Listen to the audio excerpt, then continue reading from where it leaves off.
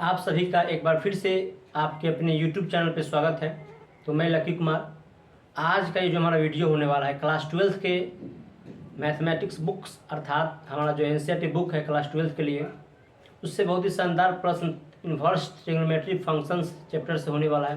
देखिए प्रश्न क्या कहता है कि tan inverse 2 cos into 2 sign inverse 1/2, इसको आप साइन इन्वर्स पढ़िएगा, -a की तरह दिखाई दे रहा है ना आपको, इसको इन्वर्स पढ़ना है, का मान ज्ञात करना है।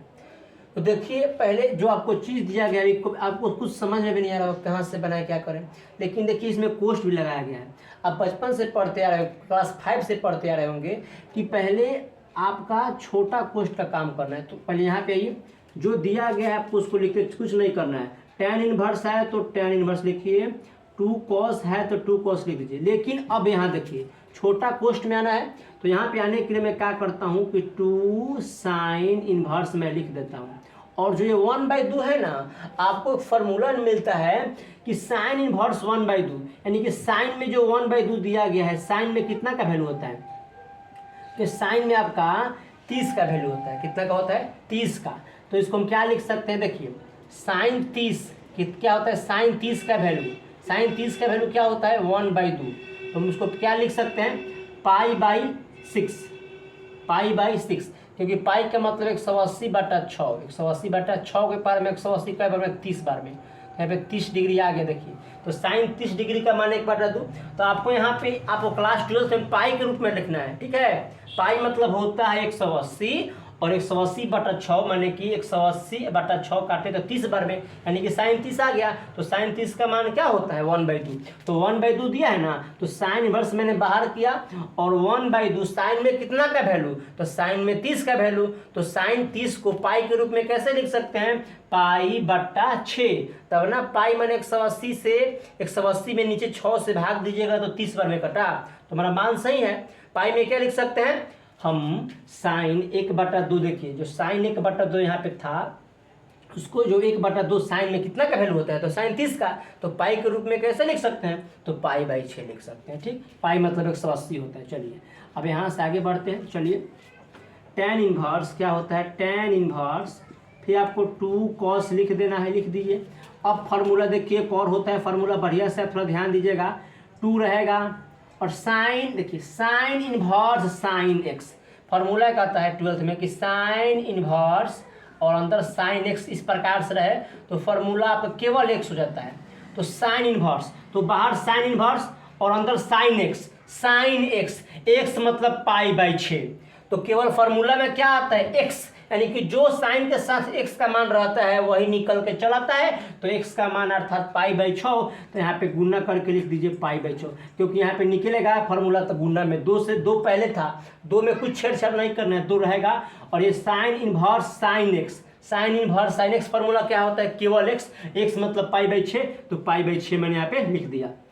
2 के पारे में 6 का बार में 3 बार में कट गया, कितने बार में कट गया, 3 बार में। चलिए आगे चलते हैं।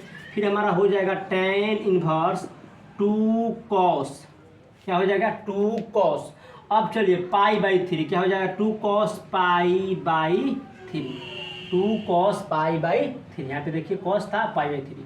अब फिर आगे बढ़ते हैं तो क्या हो जाएगा tan इन्वर्स 2 cos π/3 का मतलब क्या हुआ, देखिए cos π/3 का मतलब अब देखिए 180/3 60 हो गया, क्या हो गया 60, बढ़िया से समझिएगा। cos π/3, तो π/3 का मतलब क्या हो गया आपका, π/3 का मतलब 60, यानी cos 60। अब आगे यहाँ पे देखते हैं tan इन्वर्स है तो tan इन्वर्स रहेगा, cos 60 का वैल्यू क्या होता है, cos 60 का वैल्यू होता है 1/2, क्या होता है 1/2। फिर से मैं यहाँ पे लिखता हूँ, चूंकि cos 60 का जो मान होता है 10th क्लास से आप लोग पढ़ते आ रहे होंगे, तो यहाँ से cos π/3, यहाँ पे मेरा पाई बचा नीचे 3, तो π/3, तो cos π/3 पाई मैंने 180/3, 3 के पारा से 180 60 बार में, यानी cos 60। तो cos 60 का मान क्या आता है 1/2, तो यहाँ पे मेरा 1/2 और ये पहले से 2 था, तो 2 से 2 कट गया, तो मेरा अंदर क्या बचेगा 1 बचेगा। तो tan इन्वर्स, अब अंदर क्या बच गया 1। अब फिर बढ़िया समझिएगा, अब फिर आ गए, अब tan इन्वर्स बाहर है तो अंदर भी हमको tan में लाना पड़ेगा। तो आपको याद होना चाहिए कि tan 45 का मान 1 होता है। tan 45 का मान ही क्या होता है, देखिए tan 45 का मान क्या होता है, tan 45 का ही मान 1 होता है। तो इसको पाई में लिखना है, तो पाई में कैसे लिख सकते हैं, पाई/4। पाई/4 क्यों लिखा मैंने, क्योंकि पाई मतलब 180 और बट्टा में 4, तो 180/4, 4 से 180 जाएगा 45 बार में, तो इसीलिए tan पाई/4 मैंने क्या हुआ 1। इसी प्रकार से हम 45 को पाई के रूप में लिख दिए, यानी कि पाई/4 180/4 पाई के रूप में लिखना है।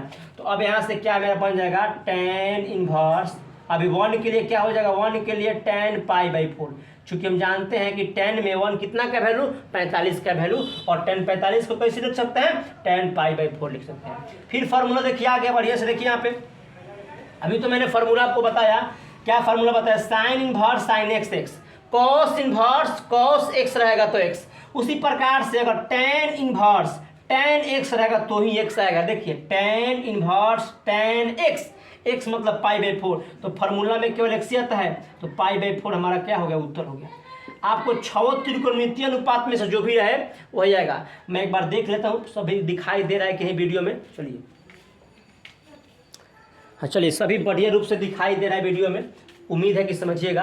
क्योंकि tan इनवर्स tan x का ये तो x से आएगा, साइन इनवर्स साइन x का ये x से आएगा, कॉस इनवर्स कॉस x का ये सब का मान x से आता है। छह त्रिकोणमितीय अनुपात का बस आपको याद रखना है किस फॉर्मेशन में रहना चाहिए, साइन इनवर्स साइन x इस प्रकार से, ठीक है।